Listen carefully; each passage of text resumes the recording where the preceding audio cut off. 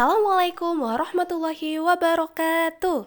Selamat pagi anak-anak kelas 5 yang cantik dan ganteng. Bagaimana kabarnya hari ini?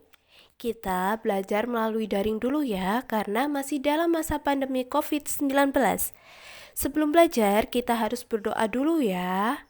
Dan juga jangan lupa untuk selalu jaga kesehatan. Pada kesempatan kali ini, kita akan membahas tentang organ gerak hewan. Yang pertama yaitu alat gerak hewan dan manusia. Salah satu ciri makhluk hidup adalah bergerak. Hewan dan manusia menggunakan alat gerak yang dimilikinya untuk berpindah dari satu tempat ke tempat lain. Ada makhluk hidup yang bergerak dengan kaki, sayap, sirip, atau otot perutnya. Selain untuk bergerak, alat gerak juga digunakan untuk memegang, melompat, memanjat, dan berenang. Alat gerak terdiri atas dua macam, yaitu alat gerak aktif dan alat gerak pasif. Alat gerak aktif berupa otot dan alat gerak pasif berupa tulang. Otot disebut alat gerak aktif karena otot dapat bergerak.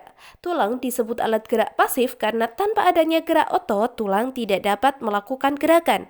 Otot dan tulang bekerja sama saat hewan atau manusia melakukan gerakan. Yang kedua, alat gerak hewan dan fungsinya. Setiap hewan memiliki alat gerak. Alat gerak hewan disesuaikan dengan aktivitas dan tempat hidupnya. Perhatikan tabel hewan beserta alat geraknya berikut.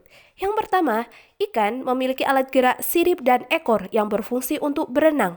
Yang kedua, hewan amfibi, alat gerak yang digunakan adalah kaki. Fungsinya untuk berjalan, melompat, dan berenang. Yang ketiga, yaitu hewan reptilia.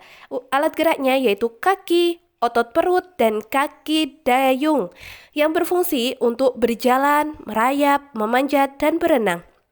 Yang keempat, hewan burung. Alat gerak yang digunakan yaitu sayap dan kaki. Fungsinya yaitu untuk berjalan, berlari, terbang, dan berenang. Yang kelima, hewan mamalia. Alat gerak yang digunakan yaitu kaki dan sirip. Fungsinya untuk berjalan, berlari, melompat, dan berenang. Yang ketiga, alat gerak pada hewan vertebrata dan hewan invertebrata. Hewan dapat dibagi menjadi dua kelompok besar, yaitu vertebrata dan invertebrata. Pengelompokan tersebut dilakukan berdasarkan ada atau tidaknya tulang belakang di dalam tubuhnya. Hewan vertebrata memiliki tulang belakang di tubuhnya. Contohnya kelinci, kucing, paus, ayam, ular, ikan mas, dan katak.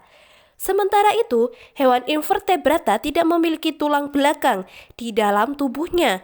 Contohnya siput, semut, cacing, dan kupu-kupu. Umumnya, hewan invertebrata memiliki alat gerak yang berupa dengan hewan vertebrata.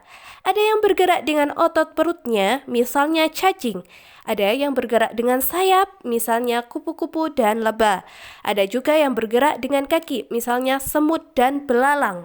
Hewan yang termasuk dalam vertebrata dan invertebrata memiliki beberapa perbedaan. Perhatikan beberapa perbedaan berikut. Pada vertebrata, yang pertama memiliki tulang belakang, yang kedua memiliki bagian tubuh yang umum seperti kepala, leher, dan badan. Yang ketiga memiliki alat pencernaan yang memanjang mulai dari mulut sampai alat pembuangan. Yang keempat memiliki bentuk tubuh simetri bilateral atau jika tubuh hewan dibelah maka menunjukkan dua sisi simetris yang sama.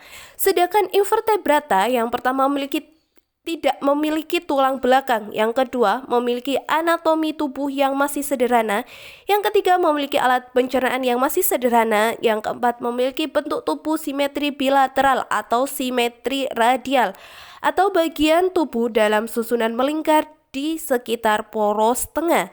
Hewan-hewan yang termasuk dalam vertebrata adalah kelompok ikan, amfibi, reptil, burung, dan mamalia.